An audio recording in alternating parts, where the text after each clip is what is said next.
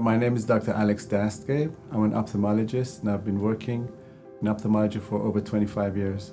And ophthalmology, because it's very detail-oriented, you have to be diligent, and I think those are some characteristics I have, and that fits my personality. Well, I always wanted to help people. I went to Johns Hopkins, the Wilmer Eye Institute, where I could work, I had the opportunity to work with Dr. W. Richard Green. I did 2 years at the National Institutes of Health. I did further research there, which led to some discovery which I made in those years. From there, I went and did my ophthalmology residency at Duke University. Again, I was fortunate to be there because we had some of the greats of ophthalmology there, such as Dr. Robert Macular and others, Dr. Shields, from whom I learned a lot. I read around the subject and I came up with a theory as to why macular degeneration may occur in the first place, because that's really what the unknown was at the time. It was a disease that could not be treated. People, when they were diagnosed, essentially it was a diagnosis of blindness. As a desperate measure at the time, people were doing laser to the eye in order to try to get rid of the abnormal blood vessels which grow in the wet type of macular degeneration, which then can leak and bleed.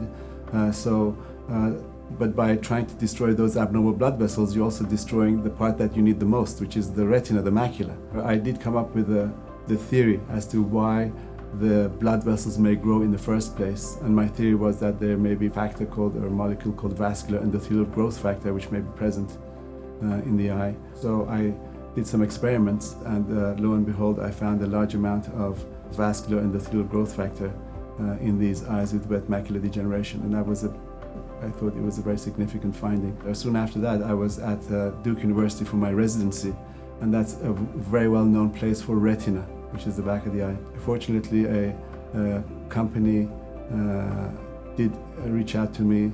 They reproduced the work, and the medicine came out in, I believe, 2006. I'm very happy that that happened. Since then, by my estimate, there are about 20 million people since 2006 who would have gone blind, who have not gone blind because of this treatment.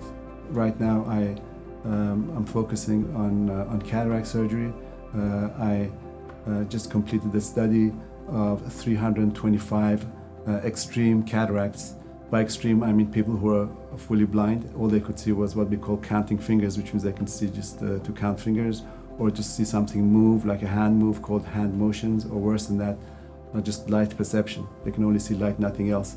So these are truly blind people, and their surgeries, as most ophthalmologists know, are a lot more challenging than the average cataract surgery. These patients on whom I've performed surgery from 2013 to 2020, every single one of them did well.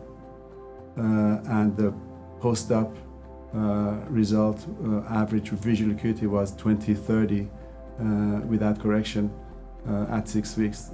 I feel when I help these people, it makes a tremendous difference in their lives and their families.